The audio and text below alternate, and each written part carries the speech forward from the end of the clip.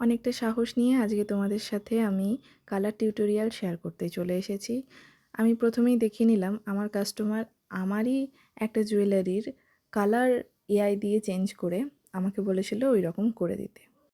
প্রথমে আমি সত্যিই অনেকটা সারপ্রাইজ হয়ে গেছিলাম, কারণ অনেকেই আছো যারা অন্যের কাজ এআই দিয়ে চেঞ্জ করে অনেক আর্টিস্টকে দিয়ে করাও, কিন্তু আমার এই ক্লায়েন্টকে অনেক অনেক ধন্যবাদ যে আমার নিজেরই কাজ সেটাকে একটু বদলে আমাকে করতে দেওয়ার জন্য।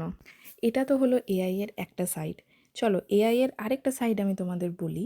রিসেন্টলি আমার পেজ থেকে আমারই জগন্নাথ প্রভু এই ভিডিওতেই আমি যেটা দেখালাম প্রথম দিকে, সেই কাজগুলো নিয়ে এআই দিয়ে কোনো মডেলকে সেই হারটা পরিয়ে তারা নিজের ওয়ালে পোস্ট করছেন, এবং আমি জানি না তারা কতটা অর্ডার পাচ্ছেন এভাবে। এই যে খাটনিটা তারা করেছেন, সেই খাটনিটা যদি কোনো জুয়েলারি বানানোর পেছনে হোক না সেটা ছোট্ট চোকার, বা হোক না সেটা ছোট্ট কোনো ফুল, যদি সেই খাটনিটা তারা নিজের পেজে করে থাকতো তাহলে হয়তো তারা আরও বেশি অর্ডার পেত।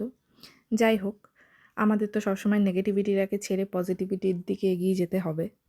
ঠিক সেইভাবেই আমার এই লকেটটা কালার করতে অনেকটা সময় লেগেছে, এবং ফাইনালি এটা কমপ্লিট হয়েছে। ওয়েদারের জন্য কিছুটা সমস্যা হয়েছে আমার রথের কাজগুলো করতে, কারণ বিগত বেশ কিছুদিন ধরে মেঘলা মেঘলা ওয়েদার, যার ফলে কি আমাদের কালার ঠিকমতো শুকোয় না।